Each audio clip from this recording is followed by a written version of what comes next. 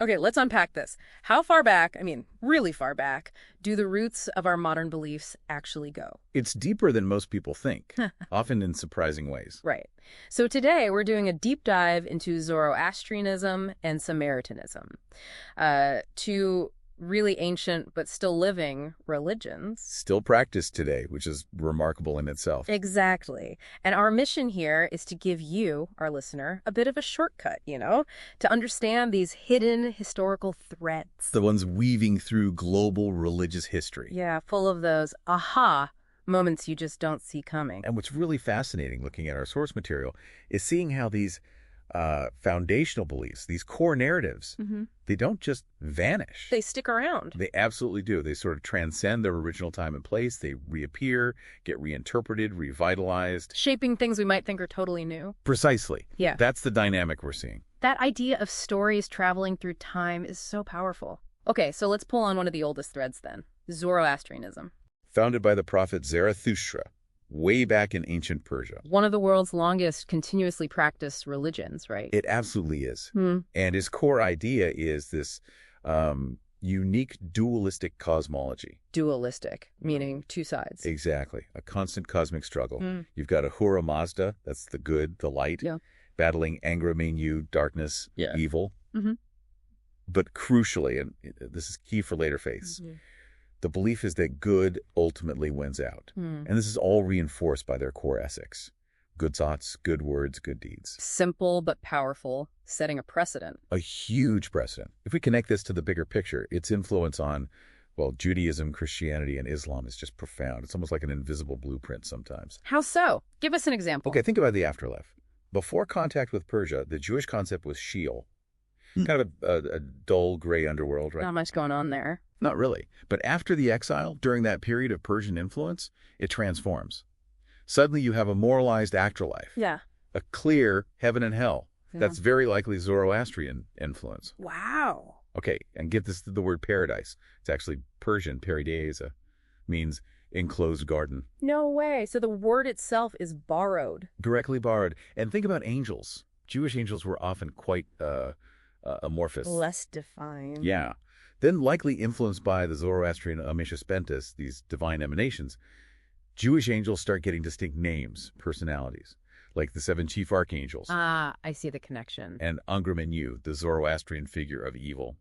He's widely seen as the precursor, the sort of model for the Christian devil and the Muslim Iblis, or Shaitan. So Satan's origins might be partly Zoroastrian. A very strong theory. Even their idea of a Saoshyant, a future savior figure, that significantly shaped the Jewish and then later the Christian concept of the Messiah.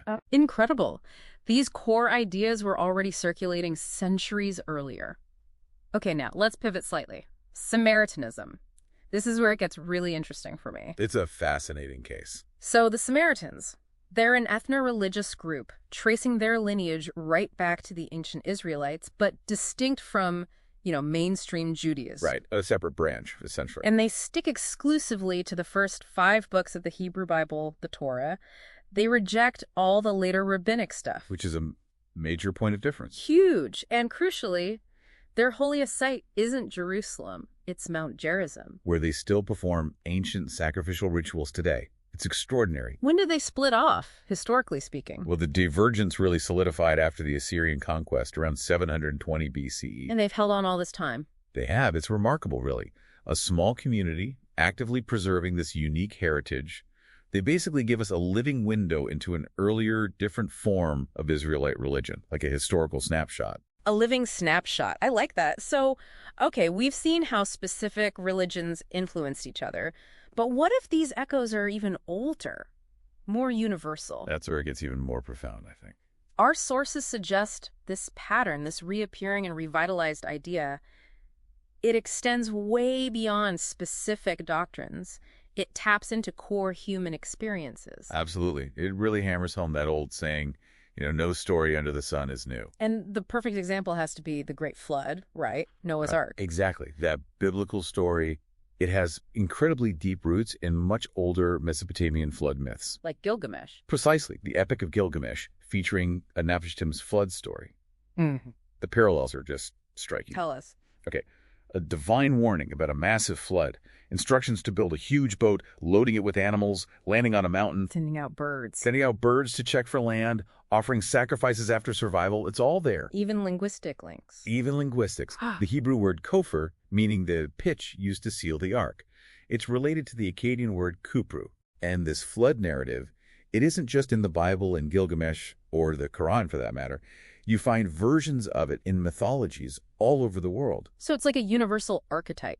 It suggests that certain universal human experiences, maybe collective memories of actual ancient floods, or just the symbolic power of destruction and renewal, give rise to these enduring narrative patterns. They just keep reemerging, finding new meaning in different cultures. Okay, so let's try and sum up this deep dive then. We saw Zoroastrianism deeply influencing core Abrahamic ideas, good versus evil, angels, afterlife, messiahs. Showing how interconnected these traditions really are beneath the surface. Then, Samaritanism, offering this unique preserved window into an ancient Israelite path separate from the mainstream. A living piece of history. And the big takeaway, maybe, is that core stories like the Great Flood, they're these enduring archetypes, proof that ancient echoes truly shape modern beliefs. It really makes you pause, doesn't it?